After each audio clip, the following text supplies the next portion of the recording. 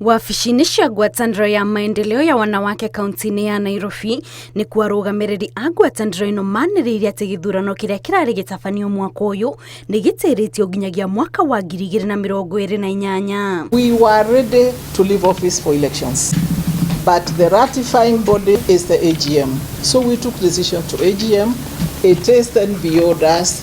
The AGM pushed us to 2028, and therefore we commissioned an elections board because we are ready. There will be the people to speak on the calendar going forward with the mandate and resolutions of the AGM. Mũikarĩri gĩtĩ wa ngwatanĩro Rahab Mwikali nĩ amenereirie mũhuhu ũrĩa ũkoretwo gĩtambio wa kuga atongoria arĩa marĩ wathani-inĩ nĩ mangathĩtie gũkĩrĩria iturwa ici, akiuga mũtuthũko wa mũrimũ wa COVID-19 o hamwe na ng'aragu ĩrĩa yagũmĩire bũrũri nĩ imwe cia itũmi iria ciahatĩkĩrĩirie mĩhang'o ya gũtabania ithurano ici na gũcũngĩrĩria itĩrio. The nation, the team here has not refused elections. We were ready. We started last year, and that's how we came up with the elections board, which we launched 2nd of February. We came up with the Council of the Wise in case there are disputes within the organization, and the NEC considered, a board of 58 considered COVID. After 2019, we had COVID for 2 years and drought.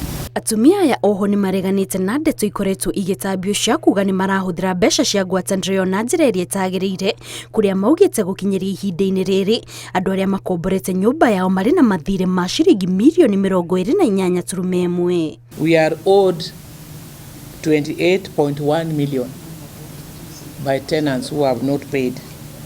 Out of what we are owed, the people who have gone out now, like the bad and doubtful debts, are 7.2 million people who are left with our money.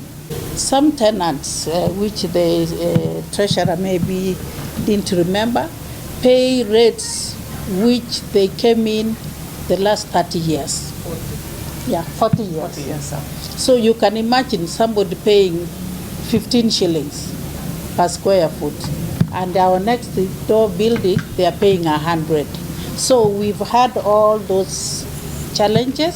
O atumia aya nĩ matogeretie makinya marĩa mũikarĩri gĩtĩ wao akoretwo agĩtacũkia ma gũkũria ngwatanĩro ĩyo. The current chairperson came to office when the organization was almost getting dilapidated, and the issues that were there were stemming from non-compliance of audit reports.